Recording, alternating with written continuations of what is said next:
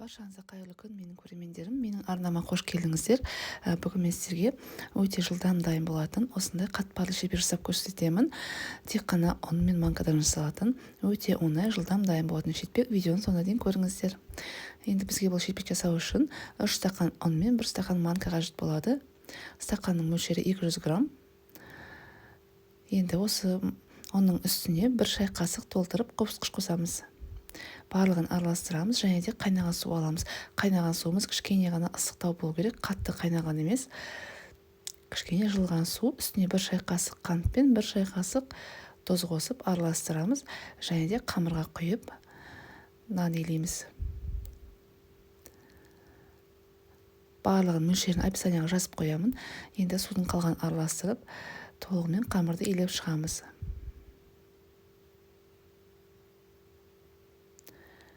Қамырды илеп болғаннан кейін үстіне 2 ас қасық сұйық май қосып, қамырды жақсылап тұрып илейміз. Және де жарты сағатқа қоя тұруға болады. Достар, осы мен бүгінгі істеген шелпегімді жасап көруге кеңес беремін. Өте оңай және дәмді болып шығады. Егер де ұнап жатса, менің каналымды дамытуға үлестеріңізді қосып өте қуанышты боламын. Ол үшін тек қана осы каналға тіркеліп, лайк басып, астына комментарий жасаңыздар. Және де осы видео рецепт ұнап жатса, достарыңызбен осы видеоның ссылкасымен бөліссеңіздер, өте үлкен көмегі маған береді. Егер де сізге қиын болмаса, осы видеоны қолдап жіберіңіздер.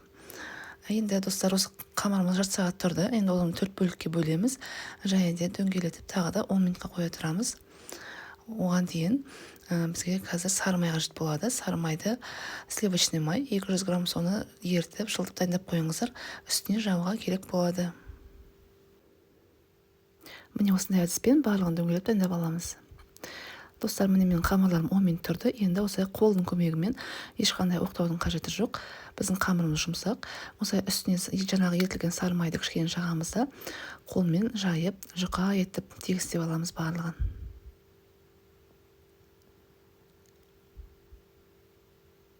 Тек қана осы қолмен жайсаңыздар болады. Міне осындай жұқа етіп жайып аламыз. Неғұрлым жұқа болса, соғұрлым біздің шелпегіміз өте әдемі болып шығады. Жайып болғаннан кейін жаңағы ертілген сары майымызды щеткамен жағып шығамыз қамырға.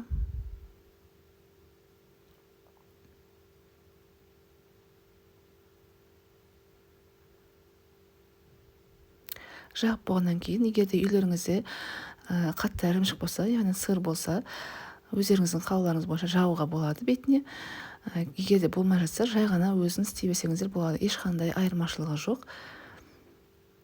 Дәмінде де ешқандай айырмашылық болмайды. Тек қана өзіме ұнағаннан кейін осылай жағып жатырмын.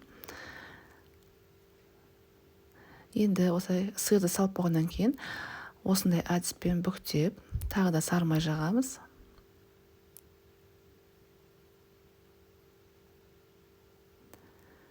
Жағып болғаннан кейін 2 жағын бүктейміз.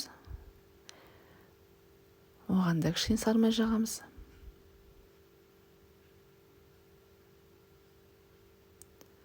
Жағып болғаннан кейін осы әдіспен дөңгелетіп орап шығамыз барлығын.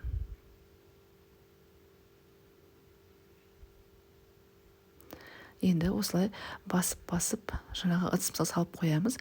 Барлығын осындай әдіспен істеп алғаннан кейін холодильникке, яғни тоңазытқышқа жарты сағатқа салқындатып аламыз майымызды. Өйткені салқындаған қамырмен бізге жұмыс істеу ары қарай оңай болады. Сондықтан да жарты сағатқа қоя тұрыңыздар. Міне барлығын осылай істеп аламыз.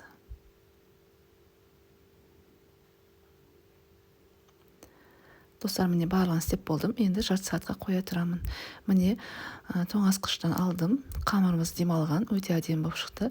Енді бізге жаюға оңай болады. Осылай бірінші қолмен тегістеп аламыз, қалған оқтаудың көмегімен жаямыз. Мен кішкене жұқалау еттім. Егер де қалыңдау болсаңыздар, кішкене қалыңдау қылуға болады. Өте әдемі болады ол кезде. Мен осылай жұқалау қылып жайдым. Өзім табамның көлемімен бірдей қылып, міне 4-еуінде жайып алдым. Енді қызып тұрған табаға ешқандай май жақпайсыздар, тек қана осылай құрғақ күйінде ғана пісіреміз. орташа отта, қатты отқа қоймаймыз. Міне осылай беті көтерілгеннен кейін екінші жағын аударып, екінші жағында пісіреміз.